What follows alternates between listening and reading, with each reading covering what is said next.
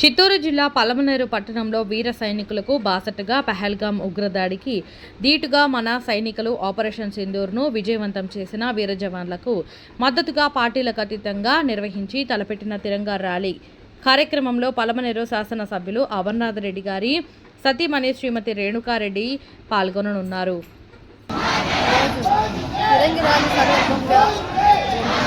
వచ్చినటువంటి భారతదేశ ఇంటి బిడ్డలకి ప్రతి ఒక్క సోదరికి సోదరిమణులందరికీ కూడా నా హృదయపూర్వక నమస్కారాలు అలాగే ధన్యవాదాలు తెలియజేసుకుంటున్నాను.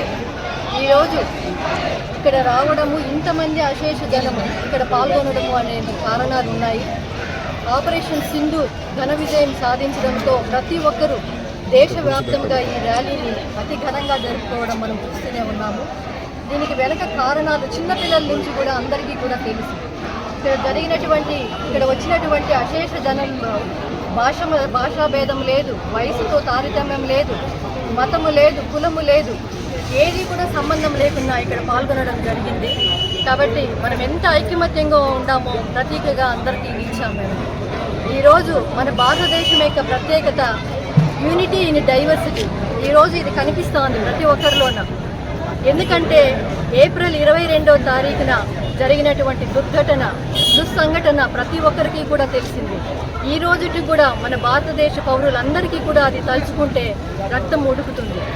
మన భారతీయ మహిళలకి అన్యాయంగా వారి కుటుంబ సభ్యుల ముందరే, వారి భర్తలని, కన్నబిడ్డల ముందరే వారి తండ్రుల్ని చంపడం జరిగింది. అతి కిరాతకంగా ఉగ్రవాదులు దయాదాక్షిణ్యము, ఎటువంటి కరుణ, కనీస మానవత్వం విలువలు లేకుండా వాళ్ళని వేటాడి చంపడం జరిగింది.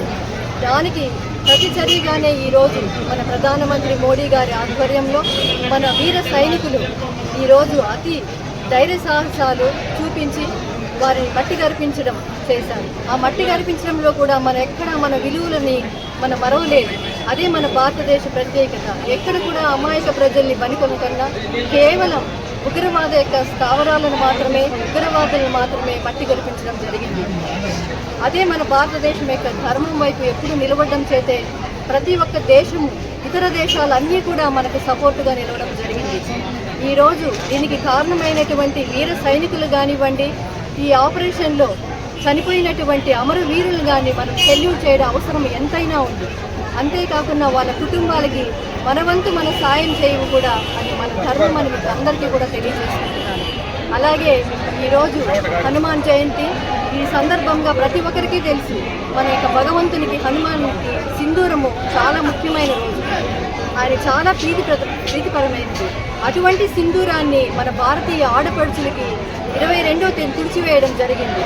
అందుకే ఆ భగవంతుడే దీనికి విజయాన్ని మనకు ఖచ్చితంగా సపోర్ట్ చేసి మనకు విజయాన్ని చేకూర్చడం కూడా జరిగింది. అంతేకాదు ఏ ఒక్క దేశం కూడా తిరిగి మళ్ళీ మన భారతదేశం వైపు కన్నెత్తి చూడకన్నా చేయడం జరిగింది.